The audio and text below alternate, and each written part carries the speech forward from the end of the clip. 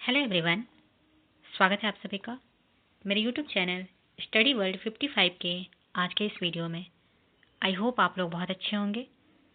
तो फ्रेंड्स, इस वीडियो में हम एनसीईआरटी सार संग्रह के पॉलिटी के जितने भी मोस्ट इम्पॉर्टेंट क्वेश्चंस बन सकते हैं सभी का इस वीडियो में डिस्कस करने वाले हैं, जो कि आपके सभी कॉम्पिटिटिव एग्जाम के लिए बहुत ही हेल्पफुल होने वाला है। इसका एक पार्ट मैंने ऑलरेडी अपलोड कर दिया है, डिस्क्रिप्शन में उसका मैं लिंक दे दूंगी, आप लोग वहां से देख सकते हैं। तो आज देखते हैं फंडामेंटल ड्यूटीज, मूल कर्तव्य। इसमें जो पॉइंट दिए जाएंगे, बताए जाएंगे, वो सभी बहुत इंपॉर्टेंट है आपके एग्जाम पॉइंट ऑफ व्यू से। तो चलिए स्टार्ट करते हैं। स्टार्ट करने से पहले अगर अभी तक आपने चैनल को सब्सक्राइब नहीं किया है तो सब्सक्राइब कर लीजिएगा। जो भी स्टूडेंट बिहार दरोगा का बीपीएससी टीआरई 4.0 की तैयारी करना चाहते हैं उनके लिए चाहे वो पीआरटी के हो, टीजीटी के हो, पीजीटी के हो, सभी के लिए time to time practice set upload किए जा रहे हैं। तो आप इस चैनल के माध्यम से प्रैक्टिस सेट देख सकते हैं।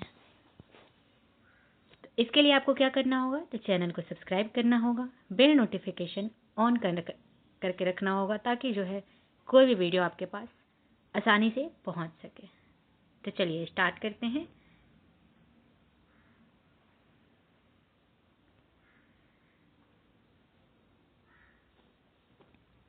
किस देश के संवैधानिक प्रावधानों से प्रभावित होकर भारतीय संविधान में मूल कर्तव्य को सम्मिलित किया गया है?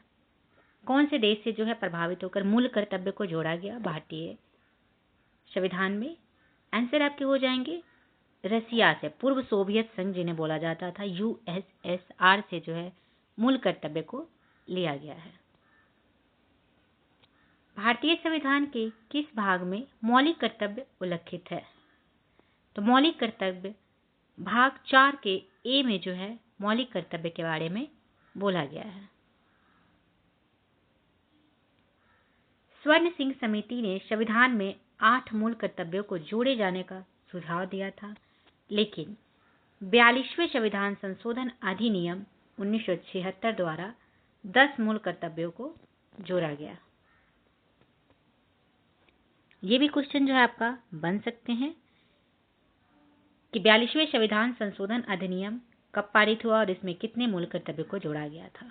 तो 1976 में 10 मूल कर्तव्यों को जोड़ा गया था और स्वर्ण सिंह समिति के द्वारा 8 मूल कर्तव्यों को जोड़े जाने का सुझाव दिया गया था।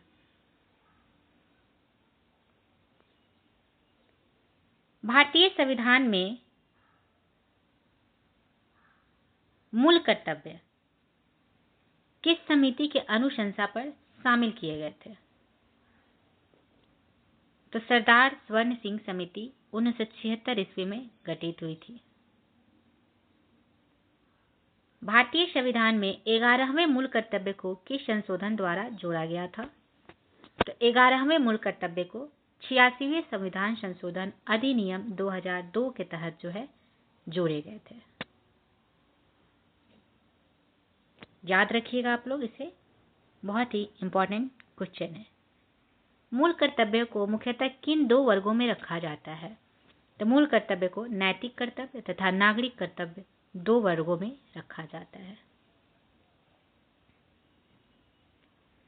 मूल कर्तव्यों के अंतर्गत स्वतंत्रता संग्राम के उच्च आदर्श का सम्मान किस प्रकार का कर्तव्य माना जाता है?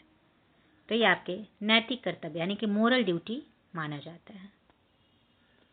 प्राकृतिक पर्यावरण एवं वन्य जीव संरक्षण भारतीय नागरिकों के मूल कर्तव्यों में से एक है।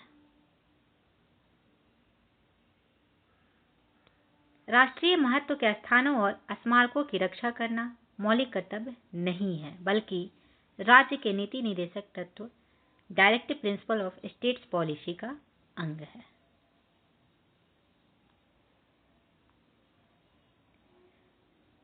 महिलाओं के सम्मान के लिए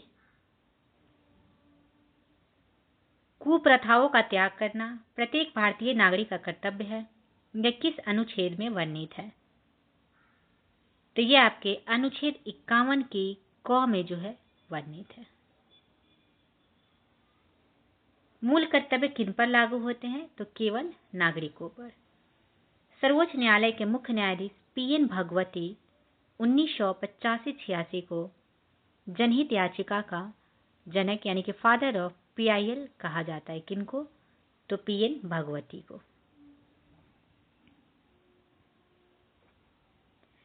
नागरिकों के लिए 11 मौलिक कर्तव्य दिए गए हैं। देखते हैं कौन कौन से मौलिक कर्तव्य दिए गए हैं। तो संविधान का पालन करें और उसके आदर्शों, संस्थाओं, राष्ट्रध्वज और राष्ट्रगान का आदर करें। यह आपका पहला कर्तव्य है। स्वतंत्रता के लिए हमारे राष्ट्रीय आंदोलन को प्रेरित करने वाले उच्च आदर्शों को हृदय में संजोए रखें और उनका पालन करें। भारत की संप्रभुता, एकता और अखंडता की रक्षा करें और उसे अक्षुण्ण रखें। देश की रक्षा करें और आहवान किए जाने पर राष्ट्र की सेवा करें। भारत के सभी लोगों में समरसता और सम्मान भ्रातृत्व की भावना का निर्माण करें, जो धर्म, भाषा और प्रदेश या वर्ग आधारित सभी भेदभावों से परे हो। ऐसी प्रथाओं का त्याग करें जो स्त्रियों के सम्मान के विरुद्ध हो। हमारी सामाजिक संस्कृति की गौरवशाली परंपरा का महत्व समझें और उसका परीक्षण करें। ये सभी जो है नागरिकों के लिए मौलिक कर्तव्य है। उनका मतलब कि सम्मान करना चाहिए औरतों का भी, और सामाजिक संस्कृति यानी कि कंपोजिट कल्चर की गौरवशाली परंपरा का महत्व को समझना चाहिए और उसका जो है पालन करना चाहिए। प्राकृतिक पर्यावरण जिसके अंतर्गत वन, झील, नदी और वन्य जीव सम्मिलित है की रक्षा करें और उसका संवर्धन करें तथा प्राणी मात्र के प्रति दया भाव रखें। वैज्ञानिक दृष्टिकोण, मानववाद, ज्ञान अर्जन तथा सुधार की भावना का विकास करें। सार्वजनिक संपत्ति को सुरक्षित रखें और हिंसा से दूर रहें। व्यक्तिगत और सामूहिक गतिविधियों के सभी क्षेत्रों में उत्कर्ष की ओर बढ़ने का सतत प्रयास करें, जिससे राष्ट्र निरंतर बढ़ते हुए प्रयत्न और उपलब्धि की नई ऊंचाइयों को प्राप्त करे। 11वां आपका मूल कर्तव्य है कि 6 वर्ष की आयु से 14 वर्ष की आयु के बच्चों के माता पिता और संरक्षण जो भी हो उन्हें शिक्षा के अवसर प्रदान करें। और इस कर्तव्य को जो है 86वें संविधान संशोधन अधिनियम 2002 की धारा 4 के द्वारा जो है जोड़ा गया था कि 6 वर्ष की आयु से 14 वर्ष की आयु के बच्चों को जो है शिक्षा का अवसर प्रदान करना चाहिए। किसी व्यक्ति को राष्ट्रगान गाने के लिए बाध्य नहीं किया जा सकता है। सर्वोच्च न्यायालय ने किस मामले में ऐसा कहा है? तो किसी व्यक्ति को राष्ट्रगान गाने के लिए बाध्य नहीं किया जा सकता। ये आपके विजय इमैनुअल बनाम केरल राज्य 1986 में जो है इसको कहा गया था।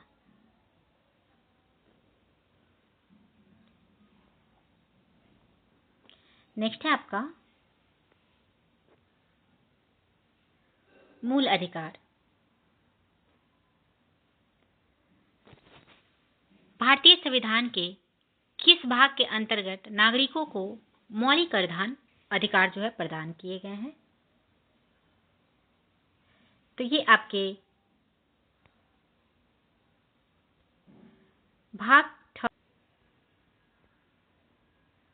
के अनुच्छेद जो है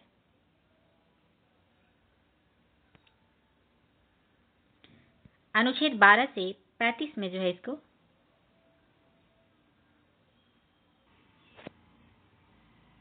मौलिक अधिकार को जो है प्रदान किए गए हैं।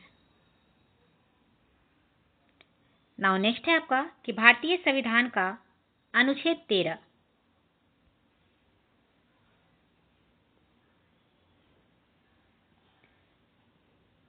अनुच्छेद 12 से 35 में मौलिक अधिकार का जो है प्रदान किए गए हैं। संविधान द्वारा मौलिक अधिकारों को लागू करने की शक्ति किसे प्रदान की गई है? तो सर्वोच्च न्यायालय एवं उच्च न्यायालय को जो है मौलिक अधिकार की शक्ति प्रदान की गई है।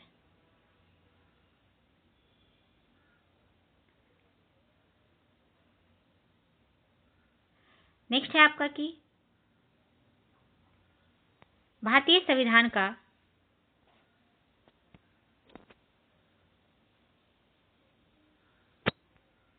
अनुच्छेद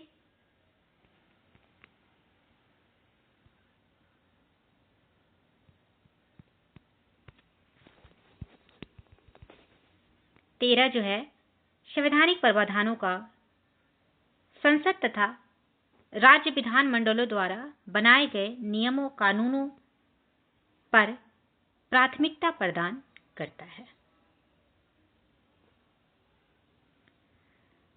भारतीय संविधान के अनुच्छेद 13 का मुख्य उद्देश्य किसके संदर्भ में संविधान की सर्वोच्चता सुनिश्चित करता है?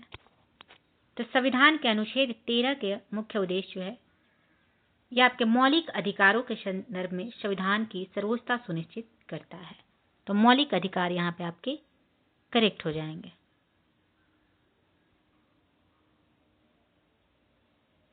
भारतीय संविधान में समानता के अधिकार का विस्तार किन अनुच्छेदों में है? तो अनुच्छेद 14 से 18 में जो है समानता का अधिकार दिया गया है।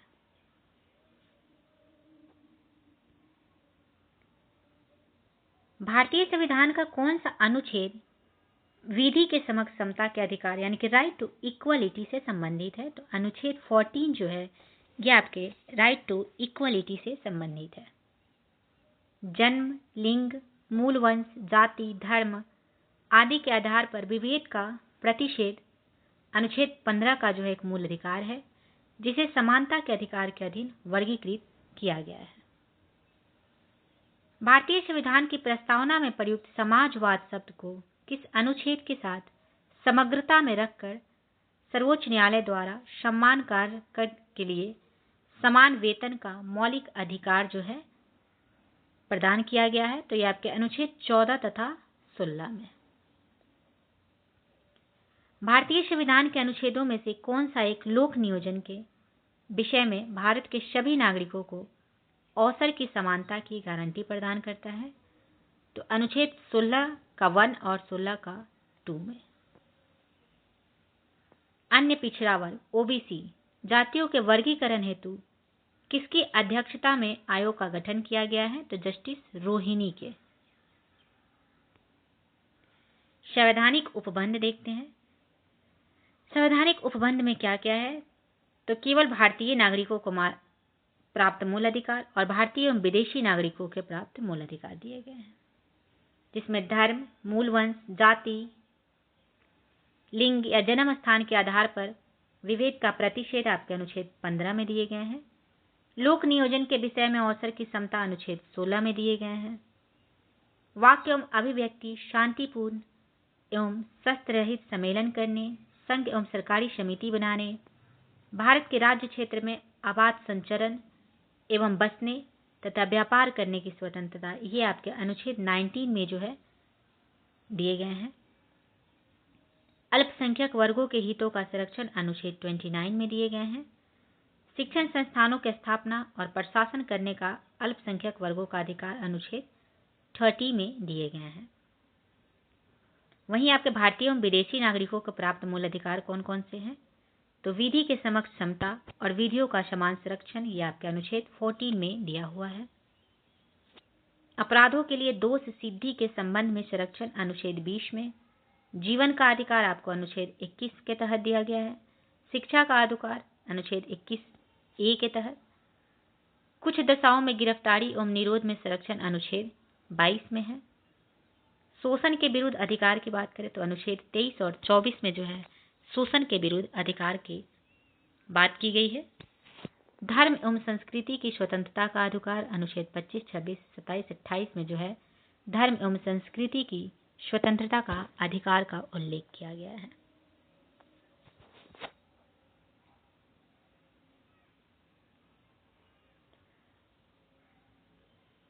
संविधान के किस अनुच्छेद के जो है अंतर्गत अस्पृश्यता यानी कि अनटचेबिलिटी का उन्मूलन किया गया है? तो अनुच्छेद 17 के तहत जो है अस्पृश्यता का उन्मूलन किया गया है। संविधान में अस्पृश्यता परिभाषित नहीं है। अस्पृश्यता निवारण अधिनियम 1955 के अंतर्गत अस्पृश्यता को बढ़ावा देना एक दंडनीय अपराध है। अनुच्छेद 18 का संबंध किससे है? तो उपाधियों के अंत से। ये क्वेश्चन जो है बहुत बार आपके एग्जाम में पूछे जाते हैं। उपाधियों के अंत कौन से आर्टिकल से रिलेटेड है? तो आर्टिकल 18 हो जाएगा। भारतीय संविधान में आर्थिक समानता, इकोनॉमिक इक्वलिटी, समानता के मौलिक अधिकार में सम्मिलित नहीं है। भारतीय संविधान के किस अनुच्छेद में वाक एवं अभिव्यक्ति की स्वतंत्रता, freedom of speech and expression के मूल अधिकार का प्रावधान किया गया है? तो अनुच्छेद 19 में। भारत के संविधान में प्रेस की स्वतंत्रता, फ्रीडम ऑफ प्रेस का प्रत्यक्ष प्रावधान नहीं है, परंतु यह स्वतंत्रता किस अनुच्छेद में अंतर्निहित है?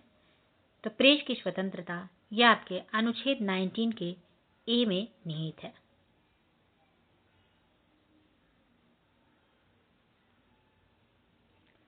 अनुच्छेद 19 में जो है आपके 6 स्वतंत्रताएं दिए हुए हैं। इसे जो है गौर से देखिएगा, समझिएगा। 6 स्वतंत्रता अनुच्छेद 19 आर्टिकल में जो है दिए गए हैं। वाक और अभिव्यक्ति की स्वतंत्रता अनुच्छेद 19 के ए में दिया हुआ है। उसके बाद जो है सेकंड में आपका दिया हुआ है शांतिपूर्ण हथियार रहित सम्मेलन का अधिकार दिया गया है। आपको जो है सम्मेलन करने का अधिकार दिया गया है, लेकिन शांतिपूर्ण होना चाहिए। यह आपके अनुच्छेद 19 के बी में दिया हुआ है। फिर उसके बाद संगम या संघ या सहकारी समिति बनाने का अधिकार दिया गया है। आप जो है एक समिति भी बना सकते हैं। ये आपके अनुच्छेद 19 में के सी में दिए गए हैं। फिर भारत के राज्य क्षेत्र में आबाद संचरण का अधिकार अनुच्छेद डी में दिए गए हैं 19 के। भारत के किसी भाग में निवास करने और बसने का अधिकार भी आपको अनुच्छेद 19 के ई में दिया हुआ है कि आप जो है कहीं भी किसी भाग में निवास कर सकते हैं, बस सकते हैं। फिर उसके बाद कोई वृत्ति, आजीविका, व्यवसाय या व्यापार करने का अधिकार आपको अनुच्छेद 19 के जी में दिया हो गया है। बसने के बाद आप जो है वहाँ पे अपना कोई व्यवसाय भी कर सकते हैं, कोई व्यापार भी कर सकते हैं। यह आपके आर्टिकल 19 के जी में दिया हुआ है। तो ये सभी जो है 6 अधिकार दिए गए हैं। इसमें से जो है पार्टिकुलर भी आपसे पूछता है क्वेश्चन में, तो इसलिए आप इसे ध्यान में रखिएगा।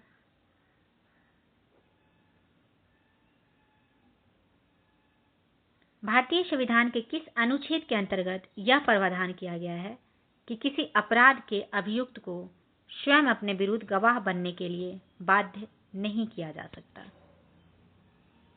तो ये आपके अनुच्छेद के 20 में जो है ये दिया हुआ है कि आपके जो है अपराध के अभियुक्त को स्वयं अपने विरुद्ध आप गवाह बनने के लिए बाध्य नहीं हो सकते हैं। तो ये आपके अनुच्छेद के 20 में दिया हुआ है। संविधान का कौन सा अनुच्छेद दोष सिद्धि के संबंध में अभियुक्तों को दोहरे दंड एवं स्व अभिशासन से संरक्षण प्रदान करता है? तो अनुच्छेद 20। भारतीय संविधान का कौन सा अनुच्छेद व्यक्ति की विदेश यात्रा के अधिकार को संरक्षण प्रदान करता है? तो यह आपके अनुच्छेद 21 के तहत जो है आप विदेश यात्रा के अधिकार को संरक्षण प्रदान करता है। मौलिक अधिकारों के अंतर्गत कौन सा अनुच्छेद बच्चों के शोषण के विरुद्ध प्रावधान से संबंधित है? तो अनुच्छेद 24 जो है ये बच्चों के शोषण के विरुद्ध प्रावधान से संबंधित है, आर्टिकल 24। भारतीय संविधान के आर्टिकल 25 में प्रयोग हिंदू शब्द में बौद्ध, जैन और सिख धर्म सम्मिलित है।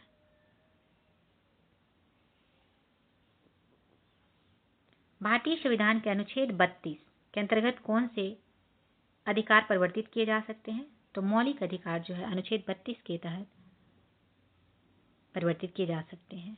मौलिक अधिकारों का संरक्षण कस्टोडियन जो है कौन है? तो न्यायपालिका, जुडिशरी जो है ये मौलिक अधिकार के संरक्षक है।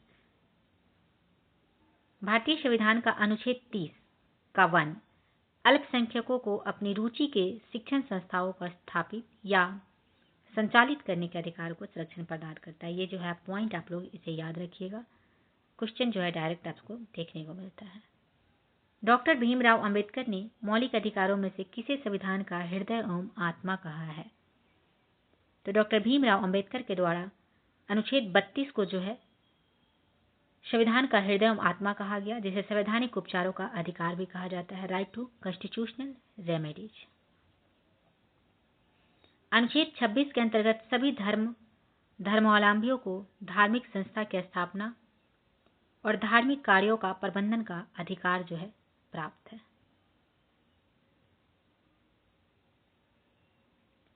व्यक्तिगत स्वतंत्रता पर्सनल फ्रीडम के अधिकार के लिए कौन सी याचिका यानी कि रीट दायर की जा सकती है?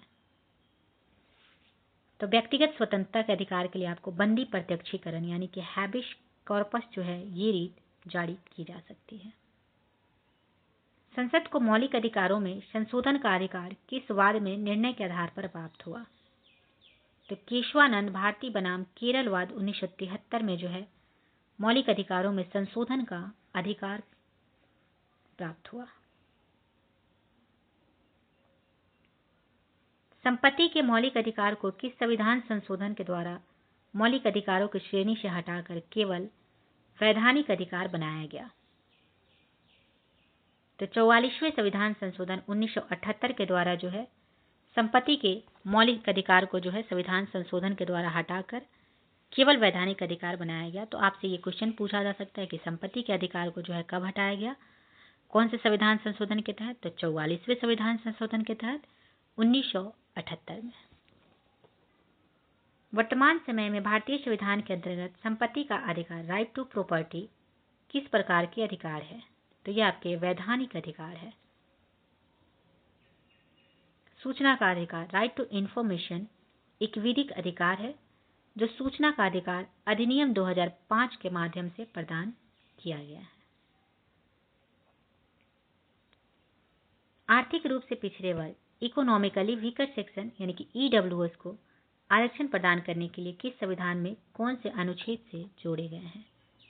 तो अनुच्छेद 15 के 6 तथा 16 के 6 से जो है ईडब्ल्यूएस को संविधान के अनुच्छेद में जोड़े गए। 6 से 14 वर्ष की आयु के बच्चों को प्रदत्त शिक्षा का अधिकार किस प्रकार का अधिकार है? 6 से 14 वर्ष के बच्चों को जो है शिक्षा का अधिकार दिया गया है, शिक्षा दिलाने का। तो ये आपके किस प्रकार का अधिकार है? तो ये मूल अधिकार है यानी कि फंडामेंटल राइट्स। भारतीय संविधान द्वारा प्रदत्त संवैधानिक उपचारों का अधिकार गैर नागरिकों को भी उपलब्ध है।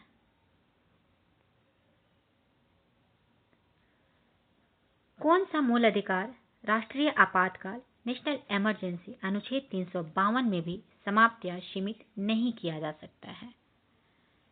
तो आर्टिकल 20 और 21 जो है 20 और 21 ये आपके अनुच्छेद 352 में भी समाप्त या सीमित नहीं किया जा सकता है, जिसे व्यक्तिगत स्वतंत्रता तथा जीवन का अधिकार कहते हैं। बंधुआ मजदूर अधिनियम बॉन्डेड लेबर एबोलिशन एक्ट संसद द्वारा किस वर्ष पारित किया गया था? तो आपके 1976 में यह अधिनियम पारित की गई थी। यहाँ पे मूल अधिकार दिए हुए हैं कुछ, जैसे समानता का अधिकार, यह आपके अनुच्छेद 14 से 18 के बीच में समानता के अधिकार दिए गए हैं। स्वतंत्रता के अधिकार की बात करें तो आर्टिकल 19 से लेकर 22 यानी कि 19 से लेकर 22 के तक में आपके स्वतंत्रता के अधिकार के बारे में बोला गया है। शोषण के विरुद्ध अधिकार बोले तो अनुच्छेद 23 और 24 में है। धर्म की स्वतंत्रता का अधिकार किस में दिया हुआ है? तो अनुच्छेद 25 और 28 में धर्म की स्वतंत्रता का अधिकार दिया हुआ है। संस्कृति और शिक्षा संबंधी अधिकार किस में है? तो अनुच्छेद 29 से 30 में जो है आपके संस्कृति और शिक्षा संबंधी अधिकार निहित है। संवैधानिक उपचारों का अधिकार ये आपके अनुच्छेद 32 में दिया गया है। तो ये सभी जो है बहुत इंपॉर्टेंट है। सारे जो है इसमें जितने भी है आपसे क्वेश्चन डायरेक्ट देखने को मिलता है कि शोषण के विरुद्ध अधिकार ये कौन सा आर्टिकल में दिया हुआ है? तो 23 और 24 ऐसे जो आपसे क्वेश्चन पूछे जा सकते हैं। तो आप लोग इसे जो है ध्यान में रखिएगा।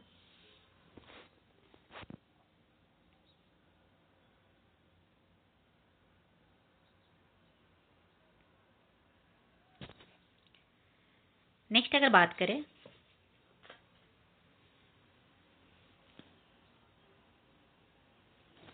उपराष्ट्रपति,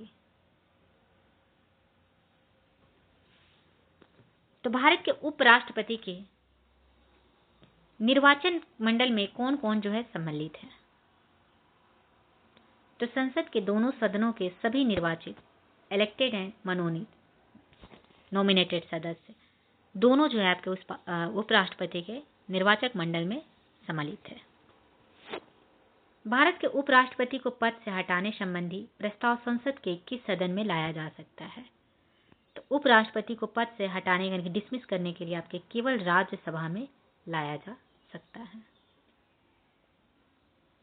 राष्ट्रपति के निर्वाचन के समान ही उपराष्ट्रपति के निर्वाचन से संबंधित सभी विवादों के समाधान का अधिकार उच्चतम न्यायालय को प्राप्त है तथा उसका निर्णय अंतिम होता है। राज्यसभा का सभापति कौन होता है? तो उपराष्ट्रपति। राज्यसभा का पदेन सभापति कौन होता है? ये क्वेश्चन जो है बार बार आपके पूछे गए हैं, तो आपके आंसर यहाँ पे हो जाएंगे कौन होते हैं?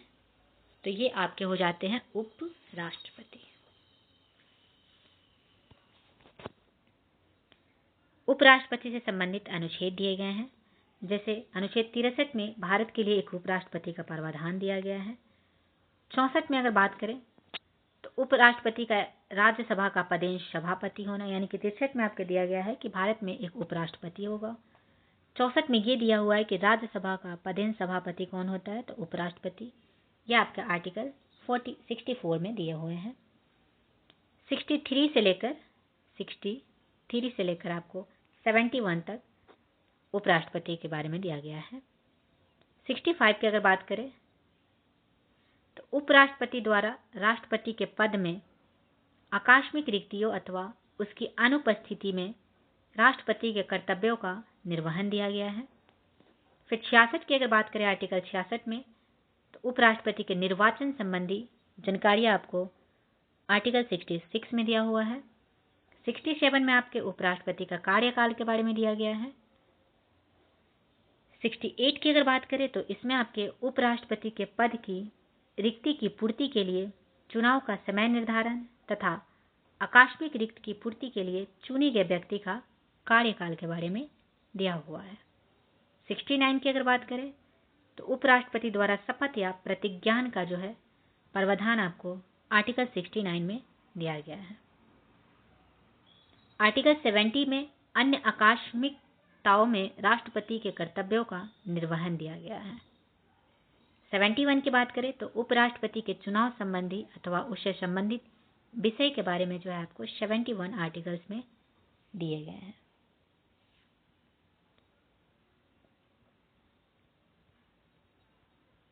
भारत के उपराष्ट्रपति का यहाँ पे नाम दिया गया है। डॉक्टर सर्वपल्ली राधाकृष्णन पहले उपराष्ट्रपति थे भारत में, जो कि आपके 1952 से 62 के बीच में इनका कार्यकाल रहा। 10 साल तक इनका कार्यकाल था। उसके बाद बने डॉक्टर जाकिर हुसैन, जो कि 62 से 67 तक इनका कार्यकाल था, पदावधि। फिर उसके बाद वेंकटगिरी वारागिरी वेंकटगिरी, जो कि 67 से 69 मात्र जो है 2 साल इन्होंने काम किया था। श्री गोपाल स्वरूप पाठक आपके 69 से 74 के दशक तक जो है इनका कार्यकाल रहा था। इसमें जो है आपकी स्टार्टिंग के जो है आप एग्जाम में ये सब जो है बहुत ही इम्पॉर्टेंट है, जरूर याद करके रखिएगा। आपसे डायरेक्ट पूछ देता है कि भारत के उपराष्ट्रपति 7 नंबर के उपराष्ट्रपति कौन थे? तो जैसे आपके हो जाएंगे श्री आर वेंकटरमन, जिसका कार्यकाल 1984 से 87 था। फिर उसके बाद डॉक्टर शंकर दयाल शर्मा, जिसका कार्यकाल 87 से 92 तक था। फिर श्री के आर नारायणन, जो कि 1992 से 1997 तक इनका कार्यकाल था। श्री कृष्णकांत 1997 से 2002 तक। श्री भैरव सिंह शेखावत की बात करें तो 2002 से 2007 तक इनका कार्यकाल दिया हुआ था। डॉक्टर हामिद अंसारी जो कि 12वें नंबर के उपराष्ट्रपति थे, इनका कार्यकाल था 2007 से 2017। श्री मुप्पा वारापू वेंकैया नायडू ये आपके भारत के 13वें नंबर के उपराष्ट्रपति थे, जिनका कार्यकाल 2017 से 2022 तक था।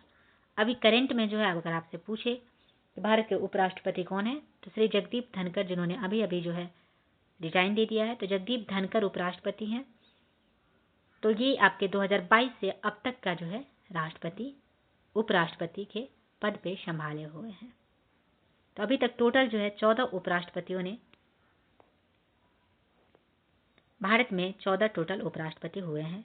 तो राष्ट्रपति तथा उपराष्ट्रपति पद की अगर तुलना की बात करें तो राष्ट्रपति जो लोकसभा सदस्य बनाने की योग्यता रखता है, और उपराष्ट्रपति की बात करें तो राज्यसभा सदस्य बनाने की योग्यता रखता है। राष्ट्रपति के निर्वाचक मंडल में संसद के दोनों सदनों तथा राज्य विधानसभाओं के निर्वाचित सदस्यों के साथ साथ दिल्ली एवं पुडुचेरी के विधानसभा के निर्वाचित सदस्य भी शामिल होते हैं। उपराष्ट्रपति के निर्वाचक मंडल में संसद के दोनों सदनों के सभी सदस्य, चाहे वो मनोनीत हो चाहे निर्वाचित हो, शामिल होते हैं। इसमें राज्यों के विधानमंडल के सदस्य सम्मिलित नहीं होते हैं। राष्ट्रपति को पद से हटाए जाने की प्रक्रिया जो है महाभियोग किसी भी सदन में प्रारंभ की जा सकती है। हालांकि उपराष्ट्रपति को पद से हटाने वाला प्रस्ताव केवल राज्यसभा में ही प्रस्तुत किया जा सकता है। उपराष्ट्रपति का वेतन भारत की संचित निधि यानी कि कंसोलिडेटेड फंड ऑफ इंडिया पर आधारित होता है। तो ये आपके रहे कुछ जो है आपके मूल कर्तव्य, मौलिक अधिकार और उपराष्ट्रपति से संबंधित आर्टिकल्स। तो आई होप आप लोगों को वीडियो पसंद आया होगा। नेक्स्ट आपके जो है प्रेसिडेंट के बारे में और भी जो है जितने इंपॉर्टेंट क्वेश्चन है, चाहे वो यूनियन काउंसिल ऑफ मिनिस्टर्स के बारे में, आपके उसके बाद आपके और भी बहुत सारे जैसे हाई कोर्ट, स्टेट लेजिस्लेटिव, राज्य विधानमंडल, ये सभी का जो है नेक्स्ट वीडियो में मैं आप लोगों के साथ जो है डिस्कस करूँगी। तो चैनल को सब्सक्राइब ज़रूर कीजिएगा। तो चलिए मिलते हैं नेक्स्ट वीडियो में। Thank you very much.